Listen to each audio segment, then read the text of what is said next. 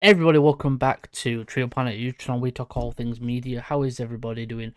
Hope everybody's doing well. And today, guys, we will be doing another review for you guys. And today we will be reviewing Ahsoka episode 3, titled Time to Fly. Time to Fly.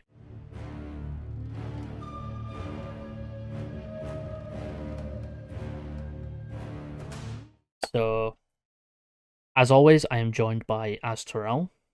Hello. And we are going to review episode 3 of Ahsoka. This episode was shorter than the first two. It was like around 30 minutes. Around 30, Obviously, around actually bang on 31 minutes-ish. 31 minutes is obviously some of that is credits. No, 31 minutes of pure storytelling.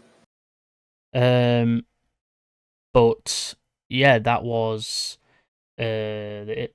obviously Will be doing his, like I'd like to say, his famous breakdown. So Will, take it away. This episode opens with training montage, but not really training montage, of Sabine doing a couple of Jedi training. We actually get to see holographic lightsabers that act like the bamboo strikes from samurai media, where it checks your precision with your strike. Then we obviously get to see the famous face mask return as Ahsoka tries to get Sabine to tap into the Force, which, let's be honest, there's a couple of stipulations about that. None that we will dive too deeply into because we want to give Dave Filoni the benefit of the doubt when it comes to telling this story.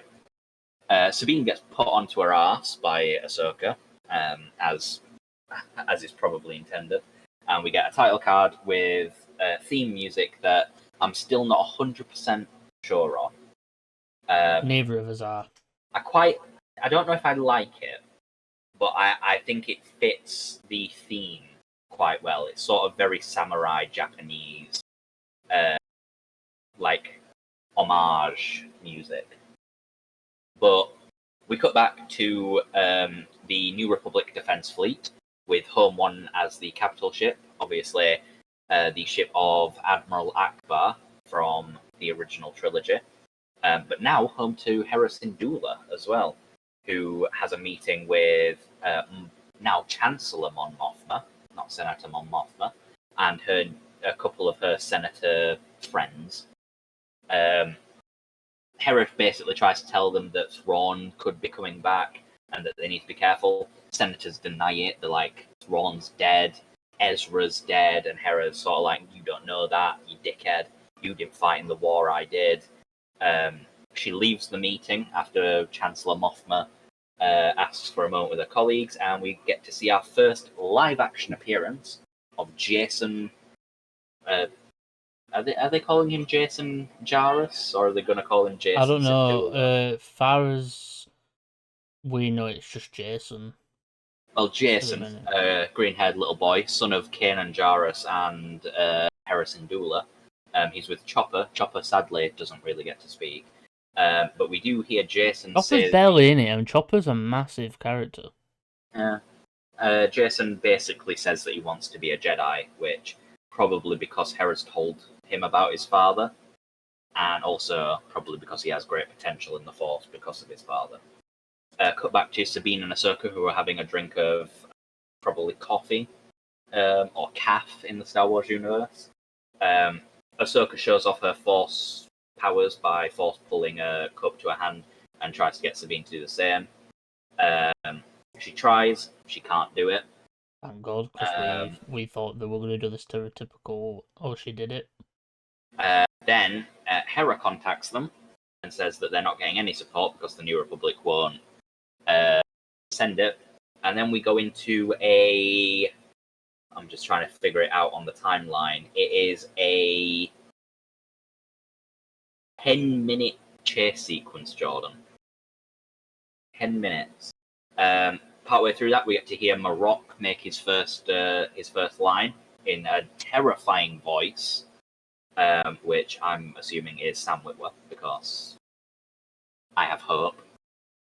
But also, we find out a couple of things about the ship that's being built by Morgan Elsbeth, and a couple of other stuff. Ship gets damaged. Ahsoka's ship gets damaged. They have to repair it. Ahsoka goes outside into space and starts fighting the ships. And she's sort of just twirling around outside in space because I don't know if you guys know this, but gravity apparently doesn't exist in Star Wars, or does exist in Star Wars in space because she's sort of like mag lifting off and then back on, which doesn't actually work physically. She lands on the wing when Sabine fixes the ship and then charges into the hull, which again, you shouldn't really be able to run that fast in space, force or no force. They dive down into the planets where we get our first live action appearance of the Purgle, which a couple of people on the interwebs that are far more perceptive than me and Jordan are did say that they saw Purgles in the sky when Balin Skull looked up. That's obviously Ray Stevens' character, who sadly isn't in this episode. Much is in one scene, and may he still rest in peace. Indeed. Ahsoka and Sabine land in the forest. They're being hunted by Shin and Marok, who again delivers another line which is just like so cool and so like ominous with like the like tuning to his voice. It's definitely Starkiller, guys. Though let's be honest, it's definitely Starkiller. It's Starkiller, right? It's Starkiller. It should be Starkiller. Hugh Yang or David Tennant basically gives us a bit of exposition about the hyperspace ring and how it theoretically could jump to another galaxy if they knew the exact coordinates. And then we get our final scene of Balin Skull speaking to a couple of his mercenary friends and telling them to hunt down the Jedi in the forest. We roll credits on Balin looking quite quizzically, as if he's sensing something within the Force. That's sort of the end of the episode. Yeah. I must say, Marok slowly becoming my favorite character in Star Wars. As we Slowly. know, favorite characters do not exist in Star Wars. No, favorite characters do exist in Star Wars. It's just that apparently physics don't. I was waiting for you to make the joke that you always do. I did make one. Can you not hear it? It just sounds like you actually made a joke about Star Wars, not a joke that you know about. No, I said gravity doesn't exist in Star Wars. Okay. Apparently it doesn't. Thoughts? I like Marok. I like Marok. As do I. As does most people, surprisingly. Which is strange because it's the second sort of new Inquisitor character since the inception of the Inquisitors, being Marok and Reva, being the two most recent. And Marok's getting a lot more face time than Reva did, and people seem to be liking his more mysterious nature. Yeah, really, he's really mysterious character, and I'm really interested in to see what. And fun fact, in the credits, they have actually listed someone as Marok. Who? Notably, they aren't using stars; they're using featuring to describe this actor. Paul Darnell has been listed as featuring as Marok. What, physical or just as Marok? They just have his name next to it, like they do for like Balin Skull for Ray Stevenson. Ahsoka. Let's have a look. Let's see if I can't find Paul Darnell. But yeah, I am a big fan of the mysteriousness surrounding Balin, Shin, and Marok, and also Morgan Elsbeth. Still not 100% convinced about Ahsoka and Sabine's relationship. I feel like the animation version of it was good, but the live action, I think it's a thing of, because they're not the original actors from the TV show, that these actors haven't really worked together before, that it doesn't feel like they know each other. I would like to make one interjection. I do not believe that Paul Darnell will be the actor for Marok. No, Because every project that I can find for Paul Darnell, he has worked in stunts. so he's probably the stuntman then. All the way back to 2007. So I'm guessing He has he's worked in the stunts. he's basically the stuntman. He's I am assuming he is the body for yeah. Marok. So guys, don't think he is actually playing Marok. So Like let's of it. keep that hype a little bit alive. It could still be Sam Witwer, even though someone else is in the suit, like they do for Mandalorian with Pedro Pascal. Pedro is the voice and face, Pedro has been in the suit before, but only for face reveals. Every other time it has been stunt I person. can't remember his name. It's a very, very famous person though. Yeah. Related to a very famous Western actor. As for this episode, the shorter nature of it sort of makes it feel a bit more fillery, which is sad to say in a 6-episode show. I think it was like it's weird to think we've got 3 more episodes and It's only 3 weeks left. 3 weeks of this, and so it ends like September, and then for us, our next show is Loki In October. in October, yeah, and Which will that's have a going to be slight. weird. It That's will going have to a be weird. slight problem with the Loki schedule, guys, because Spider-Man releases on a Loki day. I doubt me and Jordan are going to be in the mood to watch Loki on Spider-Man's 2 release day. We'll probably be pretty busy. I think what I know I'll be pretty busy. I'll be pretty busy. I think what best is for us is to still do Wednesdays. Yeah, do the Wednesday after. Like do it on Wednesdays after, so that means it'll be Or just do that week's Wednesday after. Do the Spider-Man 2 release day one the Wednesday after on the 25th, and then do the 27th on the 27th. That way we sort of still have the schedule. We're just sort of one behind. We'll figure it. Like episode 3. We'll figure it out. We'll see what happens. As for Ahsoka, if I was to give it a rating for this episode, I would go with a 7.8 out of 10. I am gonna concur and agree with that rating. I think it's still average. I don't think they have done anything truly groundbreaking. Marok is the standout. Marok is the standout for sure. Because I feel like that Marok is what's keeping people like interested in the fact that we don't know who he is. They're focusing on him more than They're focusing on him more than they would with a side character. Yeah, but not as much as a main character, which is strange. So it's like in the middle. Like he's not a main character, but he's not a side character. He's basically in the middle of the two. So he's possibly gonna become.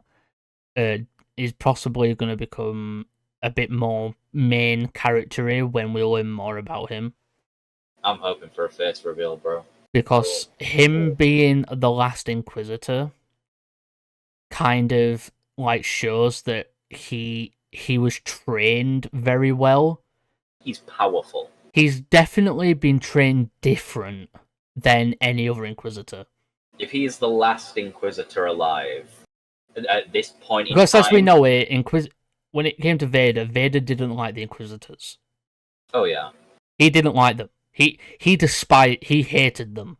He just put up with them because. Think about how much of like a 500 IQ so for Vader to hide his apprentice among people that he knows disdain. So like, cause Vader having an apprentice that no one knew about. Because Inquisitors weren't supposed to be apprentices; they were supposed to be a police force. They're supposed to be tools. They're supposed to be tools. They're not supposed to be more powerful. They're not supposed to be able to become more powerful than Vader or the Emperor.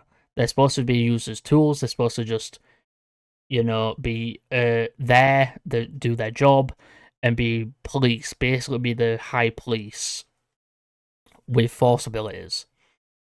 And but with Marok, it seems that because all of the Inquisitors are just dead, how is this one still alive?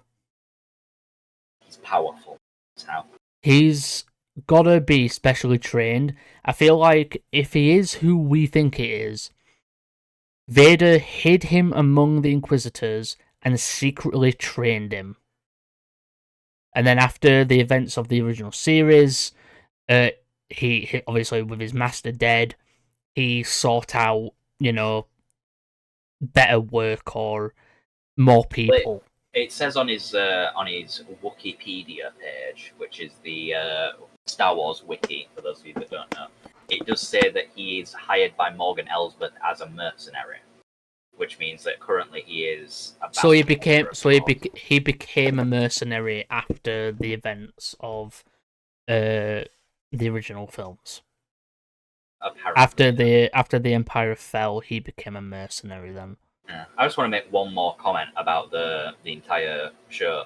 The costume design for the bad guys, for Shin, Balin, and they're Marok, fucking fantastic. Has been flawless.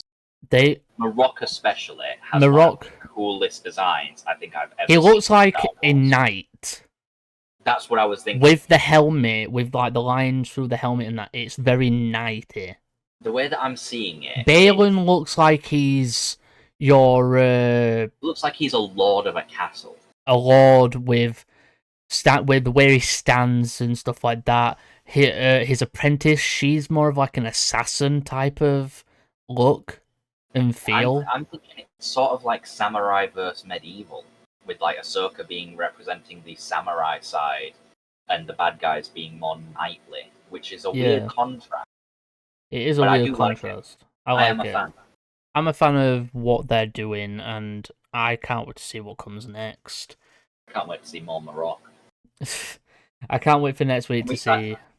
Can we title this episode just Marok? Just all caps. I'll have an idea. Can this show be called the Marok Show?